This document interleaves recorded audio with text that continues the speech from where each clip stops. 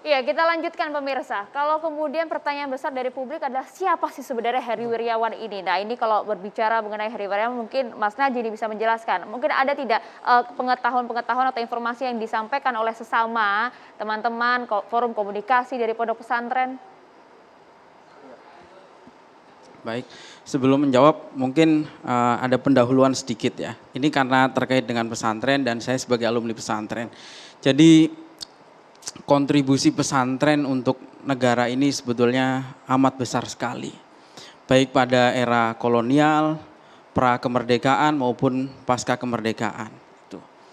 Kemudian betapa banyak pahlawan kita yang merupakan jebolan pesantren. Dan juga betapa banyak tokoh-tokoh yang merupakan alumni pesantren yang menjadi para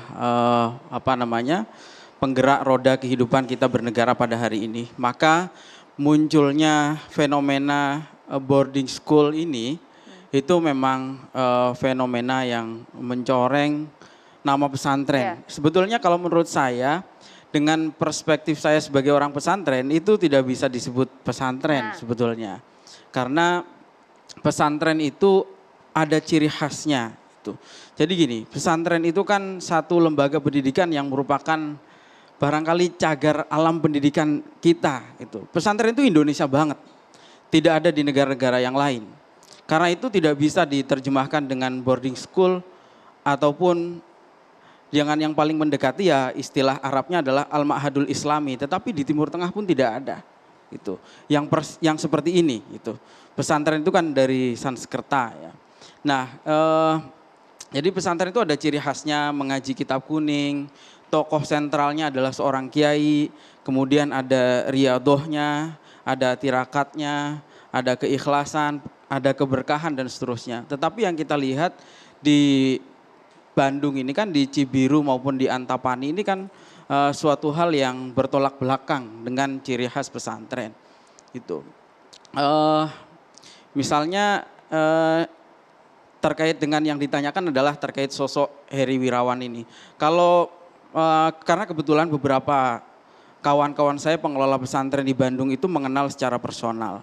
Jadi Heri Wirawan ini latar belakangnya adalah seorang aktivis. Tapi tidak pernah mengenyam pendidikan agama di pesantren. Ya. SD-nya itu negeri, SMP-nya negeri, dan SMA-nya juga negeri di Garut. Nah kemudian baru sedikit belajar agama itu ketika di STAI, di salah satu STAI swasta di Cimahi. Dia mengambil pun jurusan pendidikan, lulus tahun 2012 itu. Jadi kalau kita lihat latar belakangnya ini bukan orang pesantren sebetulnya. Kok bisa buka pesantren bukan orang pesantren Mas Heri? Padahal gini, di pesantren itu sosok kiai itu adalah figur sentral. Karena pesantren itu tidak hanya mengajarkan transfer ilmu pengetahuan, tapi juga bagaimana mengimplementasikan, bagaimana mempengaruhi masyarakatnya. Sedangkan tempat ini figur sentralnya tidak ada. Mas Najib, pesantren nggak ada masalah Mas, itu karena lembaga. Tapi oknum yang di dalamnya ini Mas, betul. Ada aksi bejat dari Heri Wirawan, itu yang harusnya kita bongkar, kita kuliti bareng-bareng Mas. Iya, karena itu sebetulnya pemerintah perlu menertibkan menurut saya lembaga-lembaga semacam ini. Selama ini memang hampir tanpa kontrol. Artinya kontrol itu lemah sekali. Kebetulan saya juga mengelola pesantren, jadi saya tahu proses perizinannya itu. Proses perizinan pesantren sampai sejauh ini itu memang hanya berdasarkan berkas-berkas formal. Belum ada verifikasi lapangan. Nah ini yang perlu dievaluasi oleh Kemenak. Tapi di sini bukan hanya Kemenak, ada juga Kemendikbud. Mestinya Kemendikbud juga harus evaluasi. Kenapa? Karena lembaga yang dikelola oleh Heri ini juga mendapatkan dana BOS dari Kemendikbud melalui paket yang dia sediakan di situ. Nah, karena itu proses-proses verifikasi lapangan seperti ini itu menjadi penting gitu.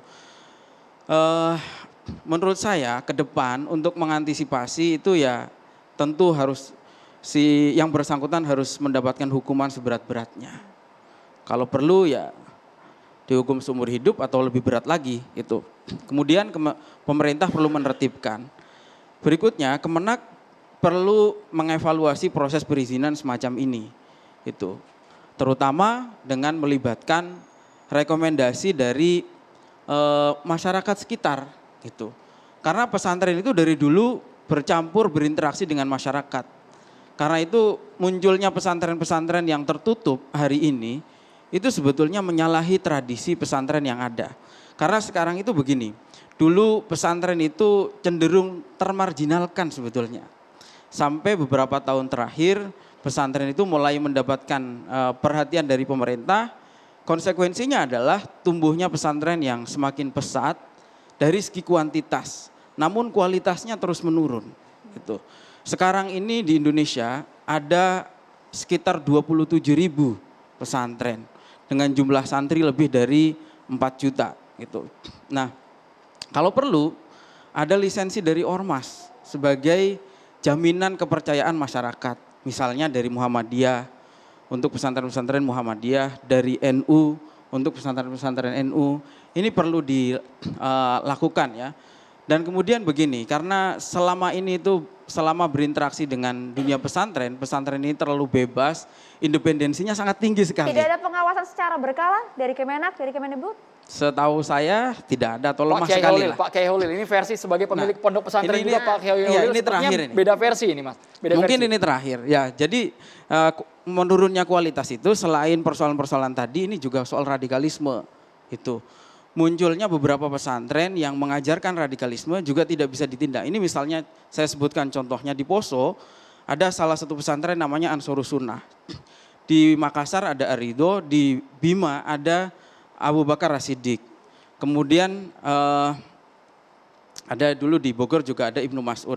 Beberapa pesantren seperti ini itu menjadi tanggung jawab siapa gitu.